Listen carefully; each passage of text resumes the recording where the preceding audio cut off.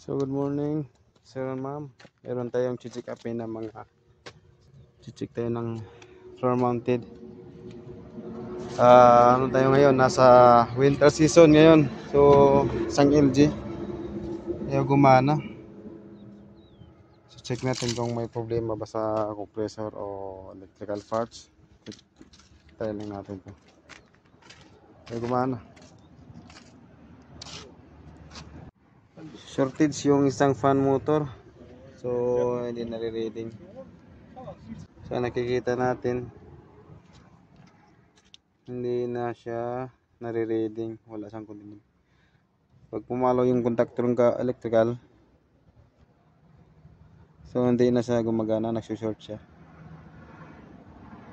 So try natin kung ito ang dahilan sa. So okay na, yung problema lang isang fan motor, short circuit yung coil. So ngayon binaypas natin natin yung capacitor. So natin i-remove natin to para mapalitan na ng bago. So jadi dalhin natin. Ito yung papalitan natin, isang capacitor, weak na siya. Isang fan motor, shortage yung coil niya. Kaya pala pag ma-under yung unit, matik siya nag-trip out. Nag-trip yung circuit breaker. Bahala na kung ipa-rewind natin or mas mainam na lang brand new para madali ang trabaho. Dito matagal pa eh. Naghihintay pa ng araw bago ito matapos. Baka maraming gawa, so matatagalan. So kailangan daw maayos to agad. Kasi may party sa Friday siguro. Ito kakabit natin ng. So ito na yung fan motor natin. Fan na siya.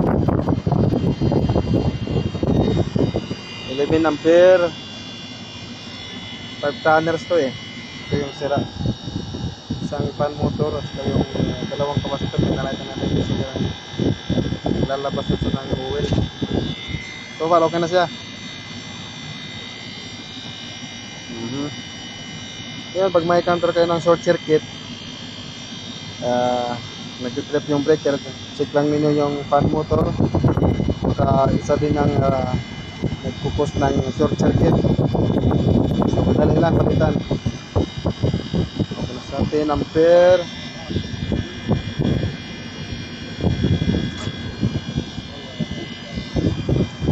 Okay na.